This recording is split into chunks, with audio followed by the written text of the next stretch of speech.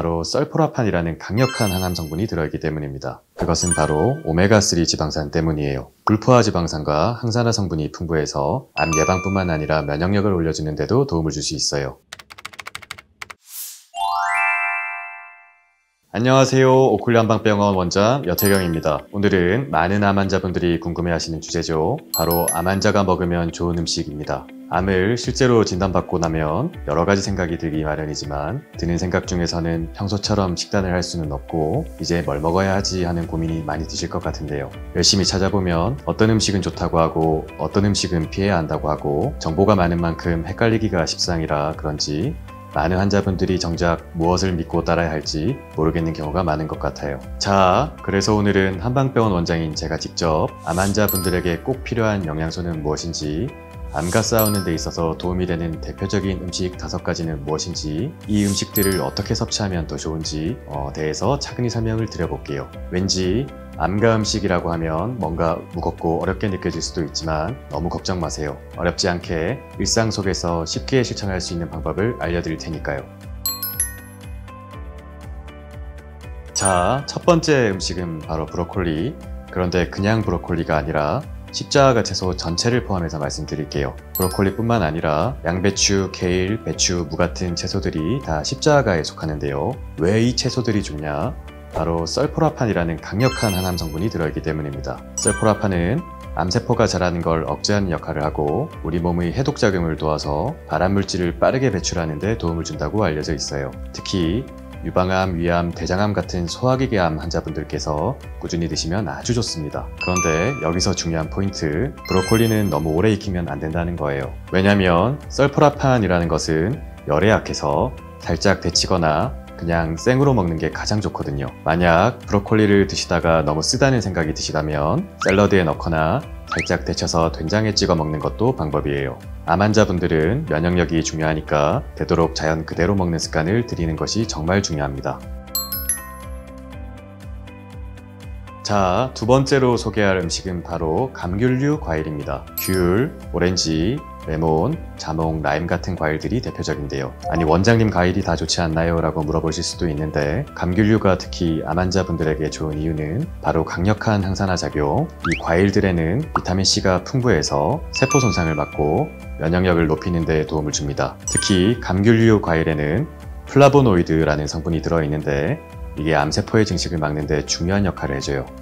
그래서 실제로 감귤류를 많이 먹는 사람들이 위암이나 폐암 같은 특정암의 발생 위험이 낮다는 연구 결과들도 있습니다. 하지만 여기서 주의해야 할 점, 너무 단 과일을 많이 먹으면 오히려 혈당이 급격히 올라갈 수 있기 때문에 자연 상태 그대로 먹는 것이 가장 좋고 주스로 드실 때도 100% 착즙 주스를 추천합니다. 달달한 시중 주스는 당분이 너무 많기 때문에 피하는 게 좋고요. 특히 레몬 같은 경우는 따뜻한 물에 타서 마시면 몸의 염증을 줄이는 데도 도움을 줄 수 있으니까 암 환자분들께 좋은 습관이 될 수 있습니다. 세 번째로 추천할 음식은 바로 연어, 그리고 고등어, 참치, 정어리 같은 등푸른 생선이에요. 그렇다면 이 생선들이 왜 좋을까요? 그것은 바로 오메가3 지방산 때문이에요. 오메가3는 몸속 염증을 줄여주고 암세포 성장을 억제하는 효과가 있는데요. 특히 유방암, 대장암, 전립선암 같은 경우에는 오메가3가 암세포의 증식을 늦추는데 도움을 줄 수 있다는 연구들도 많이 발표되고 있어요.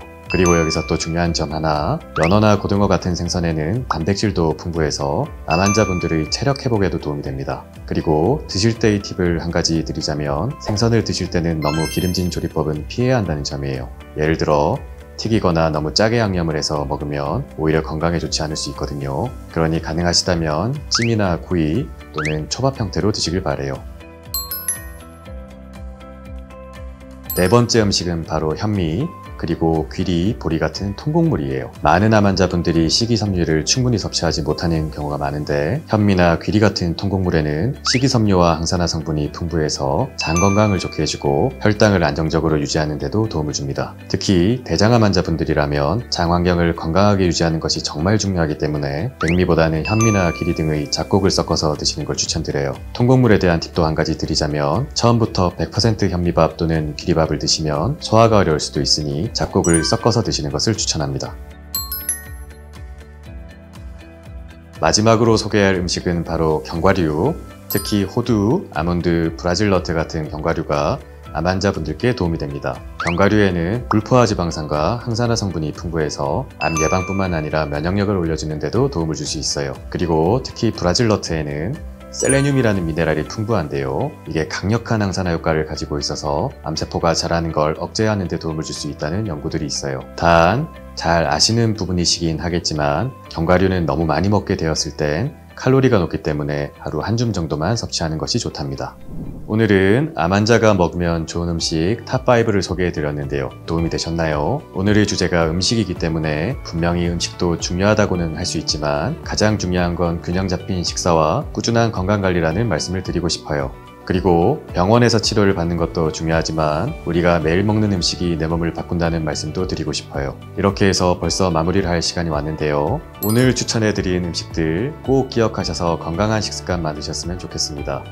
영상이 도움이 되셨다면 좋아요와 구독 부탁드립니다. 다음 영상에서 뵐게요.